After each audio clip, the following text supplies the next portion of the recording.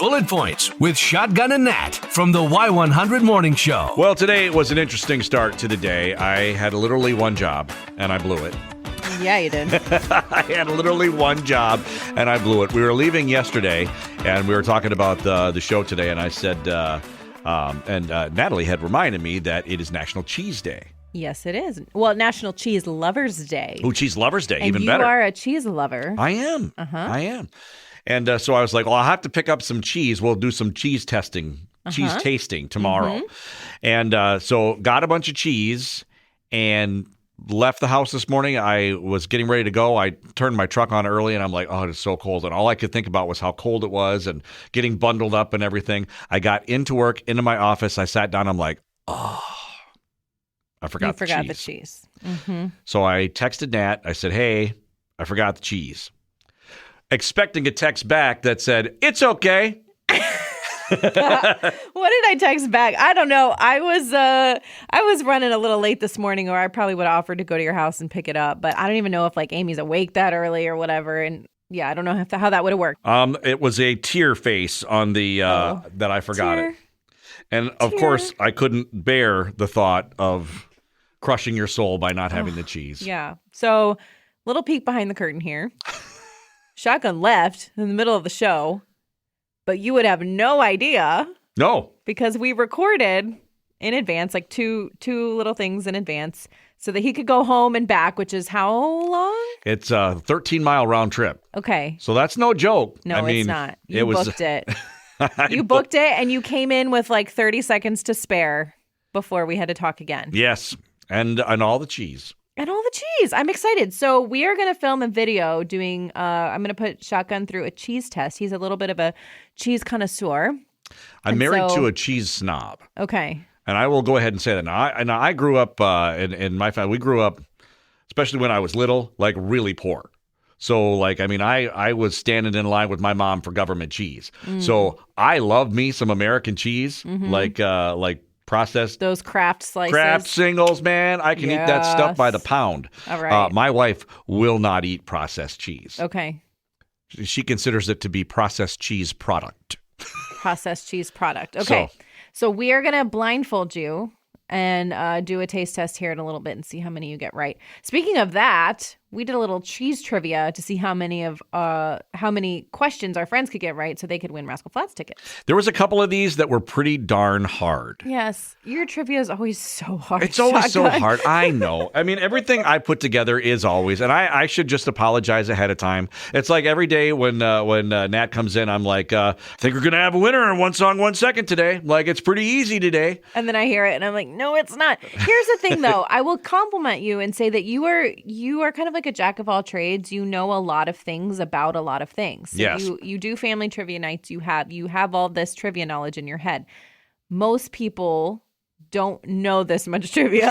So, a lot of people did know this one. Which city in Wisconsin is the cheese capital of the world? That's Plymouth, because they do the cheese drop. I knew that one because they do the cheese drop on New Year's. You know, like how there's the ball drop in New York City. Yeah. Plymouth does the cheese drop. I just feel like there's so many cities in Wisconsin where we make cheese that it's like, you know, I think that would be hard to nail down. But Plymouth is what we were looking for there.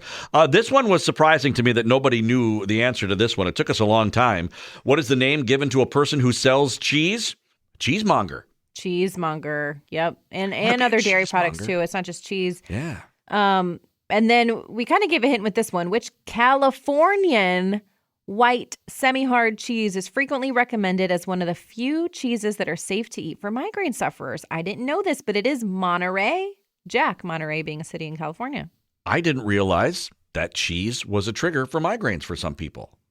I didn't either. Yeah, but it has something to do. I didn't put all of the safe to details eat. in there, but something that it has a low amount of something that triggers, and so that's why it's recommended. The more you know. All right.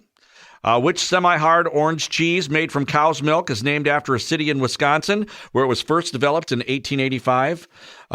As a proud Medford, Wisconsin grad, I don't like this town. Why? Why don't you like Colby? Colby is over by Marshfield, is in the center of the state. And we always played non-conference sports against Colby. Okay. So, and I don't remember how we did back in those days, but yeah, so they were rivals. They were like non-conference rivals that we played all the time. Okay. This last question you said was easy, but we had one person not get it, and I wouldn't have known this either. Which cheese is also known as curds and whey? Which is in a rhyme. You said a rhyme earlier. Little Miss Muffet sat on the tuffet. Please tell me you know that, right? I do know Little Miss Muffet. Okay. Eating her curds and whey? I don't know that I would have known all of that. Yes. Along came the spider, sat down beside her, and said, "Hey, isn't that just cottage cheese?" No. But that is the right answer. Cottage cheese is also known as curds and whey. Yeah, I would not have known that. I'm not from here. I am proudly wearing my Virginia sweatshirt today. That is where I'm from. And we are known for tobacco. That is our and I enjoy how you said it. Tobacco. Yeah. Yep. So very much known for tobacco in that area, not cheese. All right. So I've got lots to learn. That's the point here.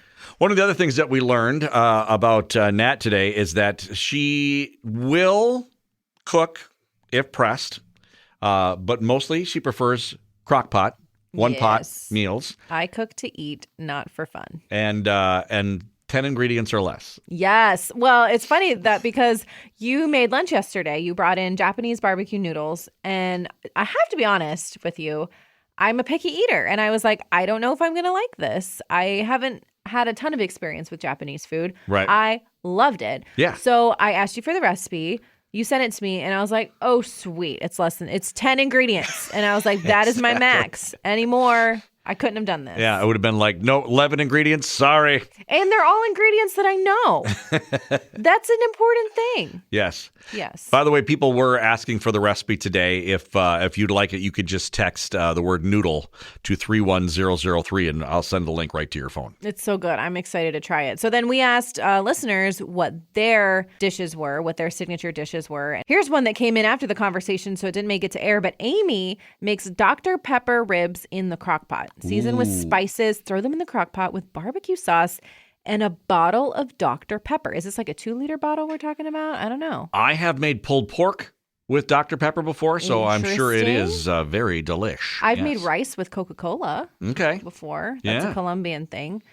So then she said, take them out and broil them in the oven for a few minutes before you serve so they get crispy. Add some extra sauce. Also use this method for pulled pork or chicken sandwiches. Sounds nice. Delicious. 100% in. Laura in Kakana said that her go-to when they need a fun supper at her house, especially when it's cold outside, baked potato bar. And I love what she goes, butter and bacon with a side of potato. Is it healthy? No, it is not. Is it vegan? Oh, no, it is not. Does it contain enough butter to lubricate a freight train? Absolutely. I love that. A couple people chimed in with meatloaf. I think meatloaf is one of those things where I think why it's a signature dish is because everyone makes it differently. Yeah. You know what I mean? Mm-hmm. It's like you have your way of making meatloaf. Yeah. I personally have like 4 different ways that I make meatloaf. And you make them all on the smoker. I do. Hot tip, though, when it comes to meatloaf. Especially, so Amy and I are empty nesters now. So it's just the two of us. So when I make meatloaf now, I'll still make it the way that I made it before, but now I make it into little individual meatloafs, and then I wrap them up. I put them in the freezer. Interesting. So then, if we want to have that, we can just grab 2 of them out and cook them, and away you go. I actually don't hate meatloaf. Okay. You would think because I said I'm picky, that's like one of the first things that people who are picky eaters are like, nah, meatloaf. But I don't hate it. And I actually think I make a pretty good meatloaf. Well, all right. And it's the recipe that came with the meatloaf pan that someone gave me. So there you go. Hey, there's a reason why they put those recipes on the packages. They're good. Don't have to think too hard. What is your signature dish? What would you say is like something you are known for? I know you like to smoke and grill and all that, but probably my Italian beef. My Italian beef is really good. I have smelled your Italian beef. I have never tasted your Italian beef. Yes. Nat was at my house one time. I don't even remember what you were there for. You had to come pick something up. Yeah, I had to pick something up. And but you were there, and you're like, what's cooking? And I'm like, that's Italian beef. The thing I do differently than most people is, you can just brown it in a pan and then you can just cook the whole thing in your oven. I actually smoke it first. And then once it gets up to a certain temp, then I put it into a Dutch oven with, beef stock and braise it the rest of the way. Okay, see, that's just complicated. That is so complicated. I'm just sure it's wonderful, and I can't wait to taste it someday. But it's like Kathy. Kathy sent in an Italian beef recipe. Mm-hmm. Beef roast, bottle of beer, bouillon cubes, Italian dressing mix. I know what all of those are. Okay? And then she says 1 jar mild pepperoncini. Okay. No idea what that is. And those then are the little light green ones. The little light green ones. Sometimes light green peppers? Yeah, those little light green ones that sometimes you see on pizzas, those are pepperoncinis. Okay. And then what comes in your Olive Garden salad. Oh. Those little peppers that are in there, those are pepperoncinis. Oh. I didn't know that. And then 1 jar of Mazzetta Italian mix giardiniera. Giardiniera. See? That's where you lose me. Yeah. I don't know what the ingredients are. No. Giardiniera is traditionally served on Italian beef. Okay. So it's like pickled veggies. It's pretty okay.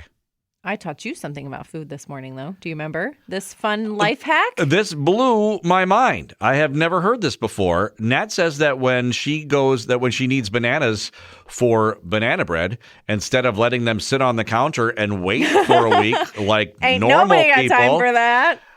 You put them in the oven. Yes, you do. Yes, you do. You can put them on, I think it's like 300 or 350 for like 15, 20 minutes, and they will darken right up. And then they're like nice and soft. The peel comes right off. Wow. And then you can like mash them up, put them in banana bread. I used to do that for when I was making sweet potato, mashing sweet potatoes for my daughter when she was a baby. That was my trick too. You just stick them in the oven and the peel comes like right off. Today years old. Life hack. Am I going to try it? Probably not. You're going to make your banana bread on the smoker. I do have a great recipe that I cannot share for banana oatmeal chocolate chip cookies. And I've been dying to make them. I may have to make them sometime soon. It is my grandmother's recipe. Okay. And you know how that's a whole nother topic for another time. But my grandma's like, you can't give this recipe to anybody. Nope. You know, it's interesting. I don't like bananas. I don't like the taste of bananas. Okay. But I will eat banana bread. I will eat banana muffins. I will eat, banana in stuff. But I just can't eat a straight banana. Okay. So, yeah. Picky eater, I guess. I'm working on you. Keep bringing me lunch. Throw some bananas in there and don't tell me. Catch the show live weekday mornings on 100.3 FM in Northeast Wisconsin. And come here for the recap and even more fun after each show.